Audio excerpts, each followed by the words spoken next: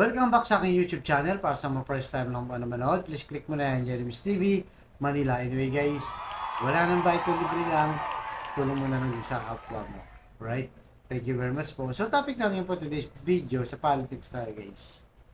Confidential fund ni Inday Sara, nakakalula 2.6 billion sa loob ng 7 taon dyan sa Davao. Yan guys, yan ang mainit na pinag-uusapan naman ngayon pagkatapos nung confidential fund sa DepEd at OBP.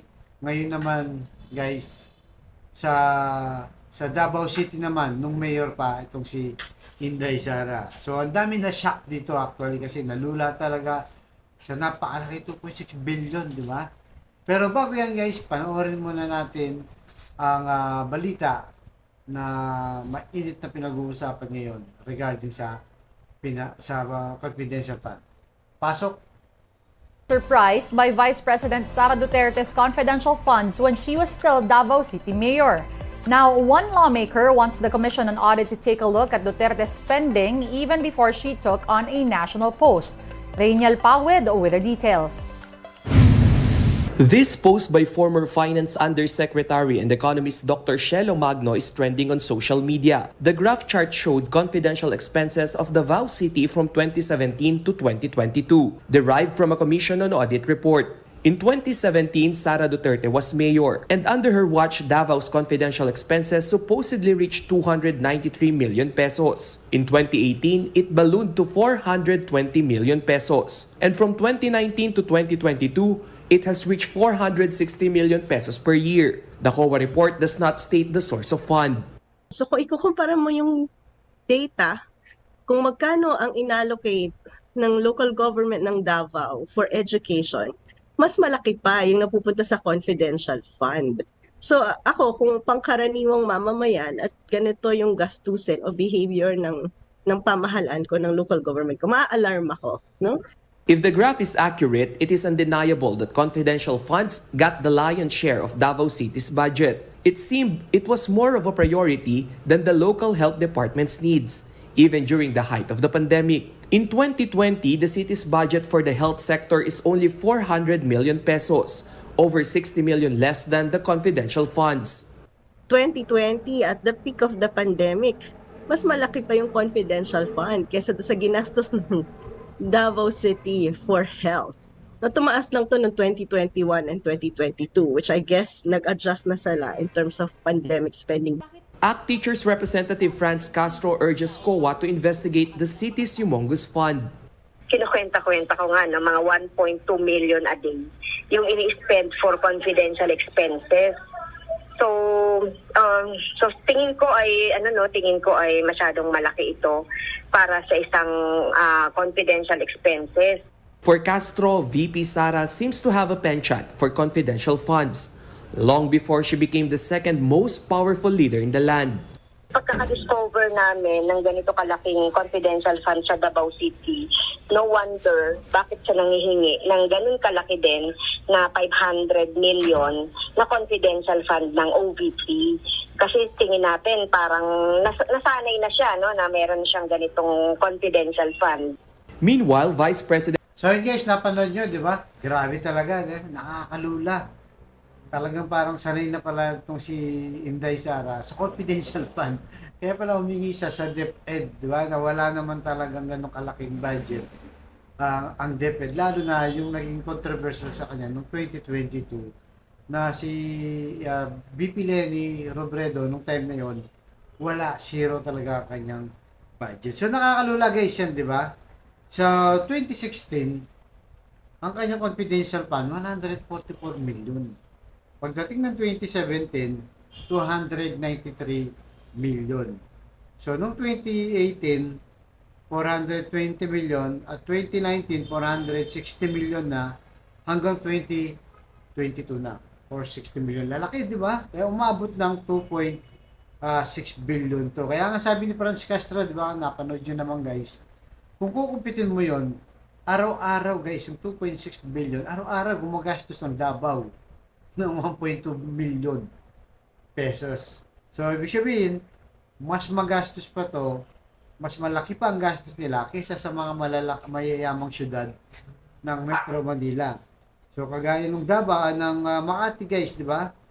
So sa Davao 2.697 billion, sa Makati naman 1.4 billion.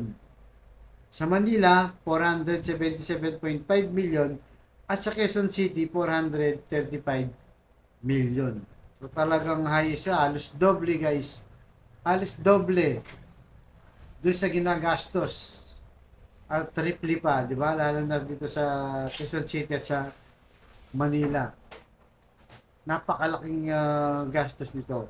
So ngayon, sabi naman ng mga supporter, guys, supporter ng mga Duterte, sabi nila, yung 2000, ano yun na yun eh, 16, sabi nila, ano yun eh, may Davao bombing yan eh. So, binomba daw yung 2016. So, sige, sakyan natin, may Davao bombing yan, 2016. At yung 2017 na yan, sabi nila, ano yan, Marawi Seeds, di ba? Yung ginera yung sa Marawi, dyan sa Mindanao. So, ang budget nung 2017, 194. So, from Davao, bombing 144 at tinaas ng 194. Pero bakit mas lumaki pa? Nung pagdating ng 2018, di ba? Pagdating ng 2018, ang budget nila, 420 million. Bakit mas lumaki pa? Wala nang bombing dito, di ba? Tapos na rin ang Marawi Seeds niyan. At kung maalala nyo, wala na rin martial law niyan. Tinapos na rin ang kanyang tatay, nitong si Rodrigo Digong Duterte. Di ba? Tapos na yun eh. At dinidepensa nila na yung sa Davao daw, pre-insurgency na. O ibig sabihin, wala ng mga NPA, wala ng mga komunista. Naubos daw ng Davao. So kung naubos ng Davao yan, bakit pagdating ng 2019 hanggang 2022, 460 million pa rin. Bakit lumaki pa rin? Wala nang tinutugis. Ang laki-laki mo ng budget, di ba? O, sakyan natin. Wala na kasing NPA dyan eh. Inubos na ng Davao nila Duterte. Kaya nga, kung naubos na, wala na pala, secured na pala, clear na lahat yung area nila, bakit pa sila gagastos? Hihingi pa ng mas malaking halaga kaysa dun sa Davao bombing na sinasabi nila, 144 million, at sa Marawi Seeds, di ba? Na 293 million. So, yun ang dapat nilang explain. At magtataka ka talaga, bakit pagdating ng 2020, pandemic guys, ganun pa rin. Di ba? Alos walang lumalabas nito guys, di ba? Walang lumalabas. 460, halos wala nga kabuhayan doon. Ito yung kasagsagan na ng pandemic hanggang 2021. Kasagsagan ng pandemic yan. Di ba? Nag-a-adjust pa tayo kahit sa buong mundo. Pero bakit hindi mo maba ang confidential fund niya sa sinasabi nilang panguhuli ng mga NPH at komunista, di ba? Hindi ba dapat mas maliit na yan? At dapat mas maliit na dahil nga ang problema dito ay health na. Pandemic na, di ba? So, yung 2022, sabi nga ni Miss Shelo Magno, hindi na kaya naman nila kasi nga, pandemic, baka maalat na siguro, guys. So, kung titignan mo, talagang napakalaking pera nito, guys. Kaya ngayon, di ba, pinapabusisi na yan. Parang nasanay daw talaga itong si Inday dahil sa Davao, talagang malaki yung confidential. Sabi ng mga supporter nila, wala nga umaangal sa Davao, kayo umaangal. May makakaangal ba sa Davao, kaharian nila yung Davao, di ba? Dynasty nga sila dyan sa Davao, So yun guys, di ba? Kung talagang titignan natin, masyadong malaki. Kaya kailangan i-explain. At ngayon guys, yung mga dating maestrado, so itong si